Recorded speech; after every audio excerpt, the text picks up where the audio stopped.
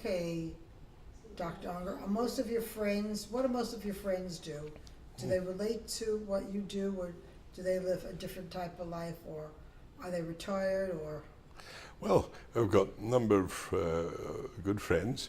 Let's just think. Some are still working, even though they may be in their 70s, in their 80s, and wouldn't think of retiring and still.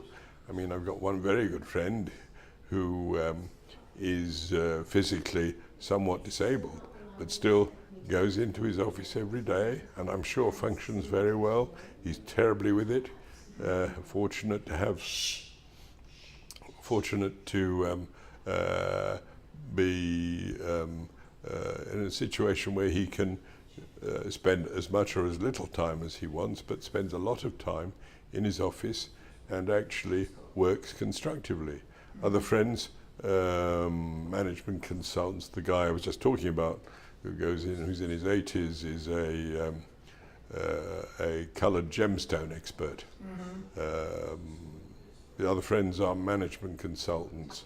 Other friends are physicians who have retired and work for medical organisations, so they maintain an interest in helping administer medicine rather than practicing. So you don't have any friends that are just sitting around, every day, taking a walk or No. hitting golf balls or, going with their wives to the shopping mall?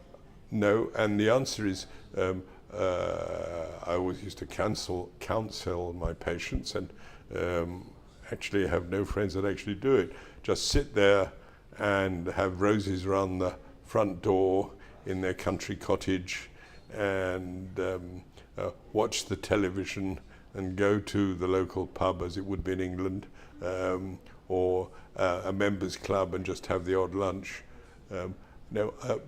Most of my friends, I would say, are actively engaged in new pursuits or extensions of what they were doing during their working lives. What if someone just can't find it or just can't identify it?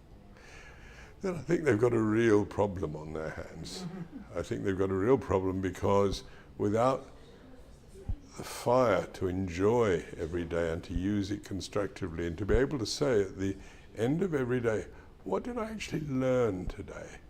What caught my imagination? What caught my interest?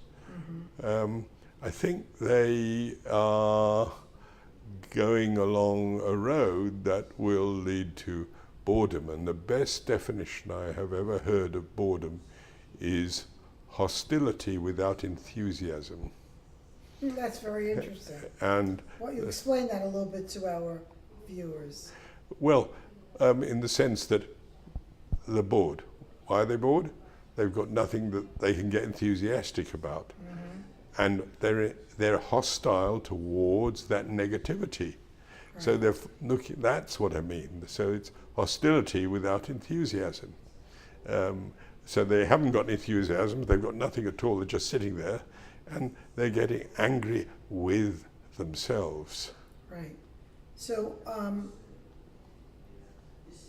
is there a particular type of person that would be more prone to do that as opposed to others that always have something to do and are always occupied or always happy because they're passionate about if it's their hobbies or another profession? A particular type of person. Well, I think probably the type of person that does that is someone that's never been enthusiastic about the work that they did anyway. That would be my guess.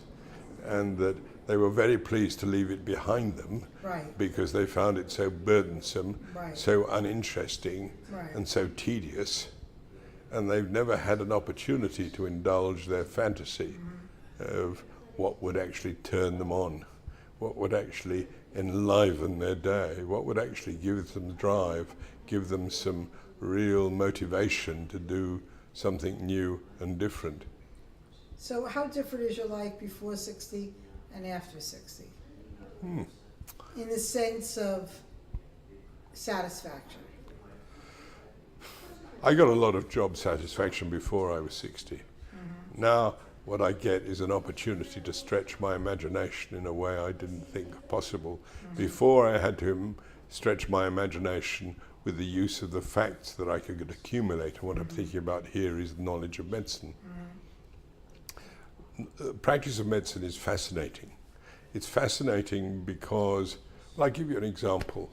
My clinical partner, if I was troubled by, I didn't know how to manage a particular situation. This was one of the great things about partnership.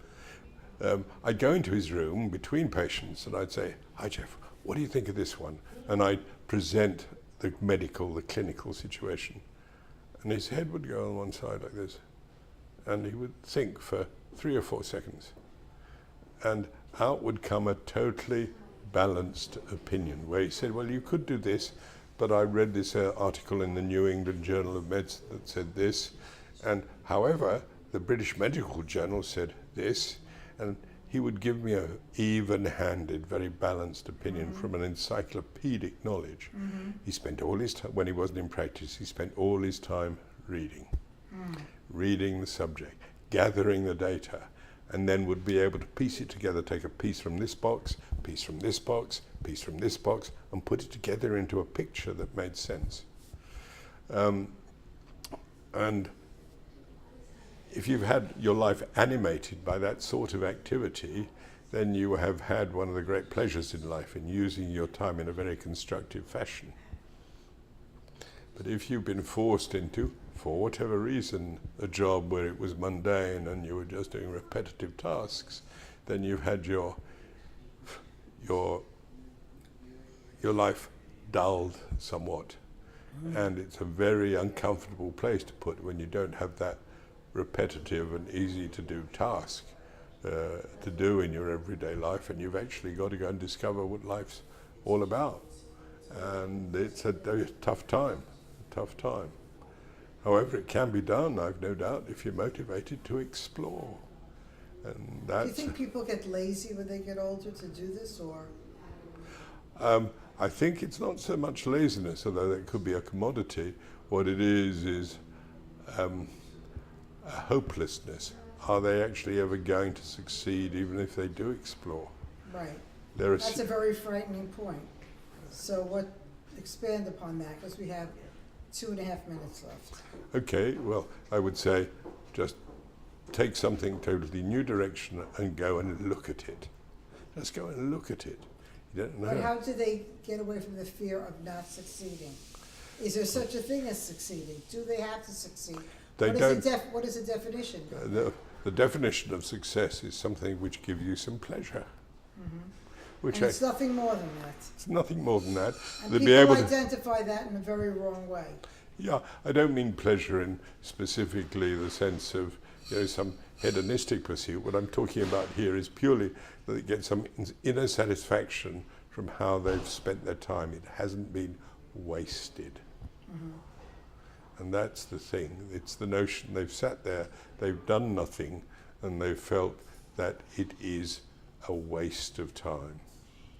So, do you think more of us that continue to work will have a smile on our face when we leave this earth, or what?